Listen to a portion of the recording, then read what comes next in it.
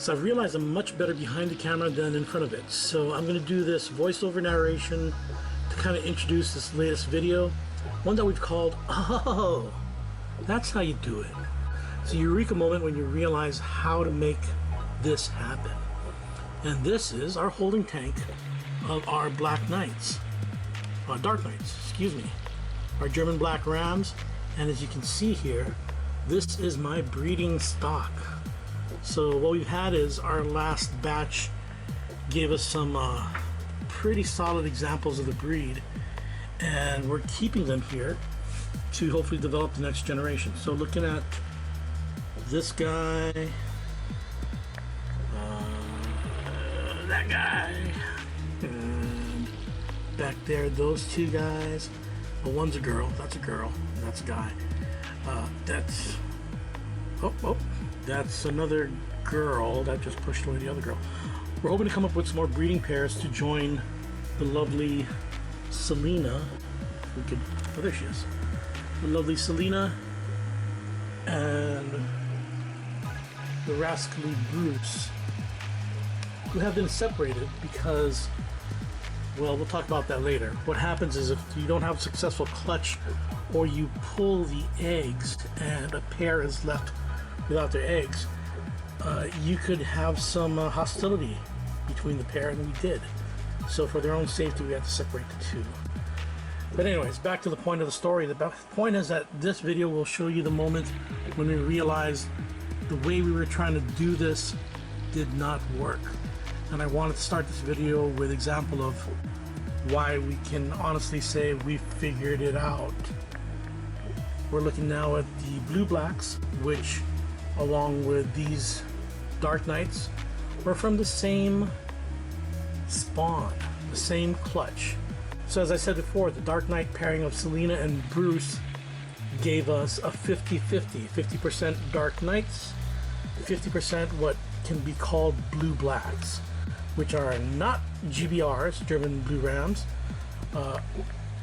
Actually, they're all German Rams, but the color morph here, the blue, you know that these guys carry the Black Ram or the Dark Knight gene. So from a economic perspective, the guys on the right are about a third of what you would pay for the guys on the left. And in our case, you know, we've got some amazing breeding stock to propagate our next generations. And speaking of the next generations, here's a preview of the remix. So the reason why Bruce and Selena are separated is because we pulled their latest brood, and now we have another, I don't know, 200-300, easily double what this spawn produced. And speaking of the spawn, on to our video. This is where you came from and how we got there. A little something called, oh, that's how you do it. I think they're hungry. Oh, that's a beautiful. That guy's gorgeous. And I want you.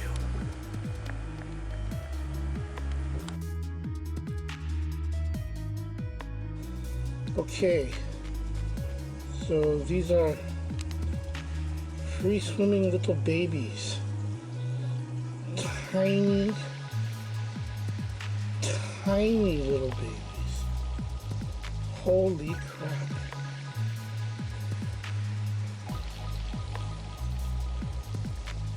Look at them. Like a lot of them.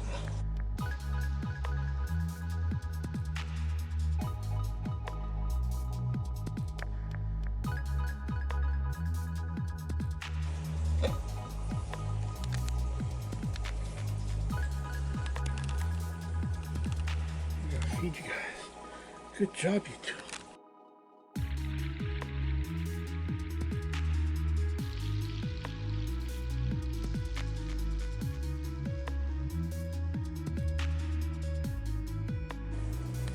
Okay, we have a situation. We have these tiny little babies swimming around being munched on by mommy and daddy, and then getting spit out when they realize, oh, that's my baby. I'm serious.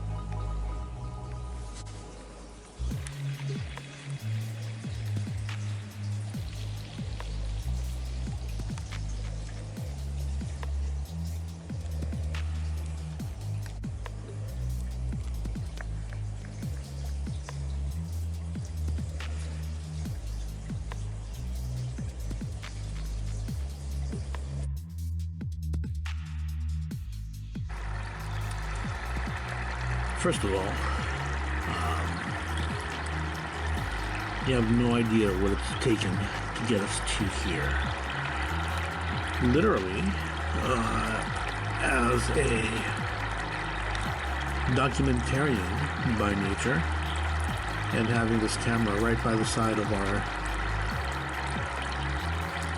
breeding tanks, it is surprising that we have not taken a photo or image or video of our dark nights and the spawn that have resulted in this.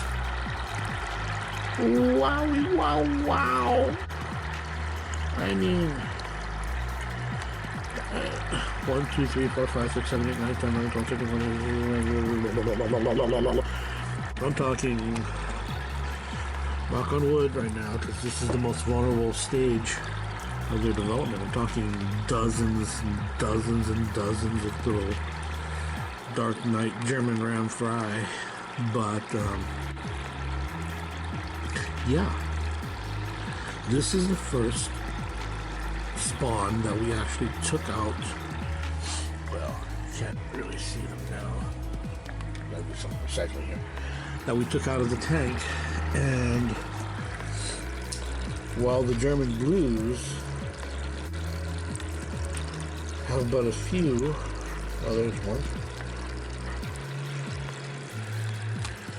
So German blues have but a few from our newest pair. Our old reliable dark night pair, I think this might be their 5th spawn, have just exploded. When we went from taking them off their rock or the terracotta and tumbling to wigglers to I don't know what this is. I think we're like a week, maybe. Yeah, I think a week and a half from once we remove the eggs. So let's just say 10 days on.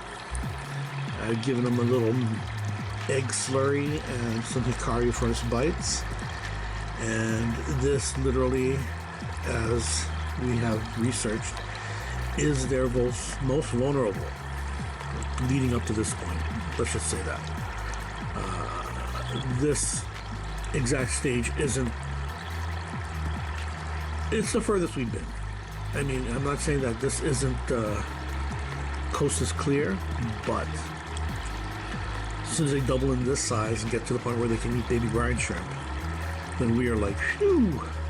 Because right now, this egg yolk slurry and Hikari first bites, I don't know if they're eating. I can't tell. Those are tiny, tiny little mouths.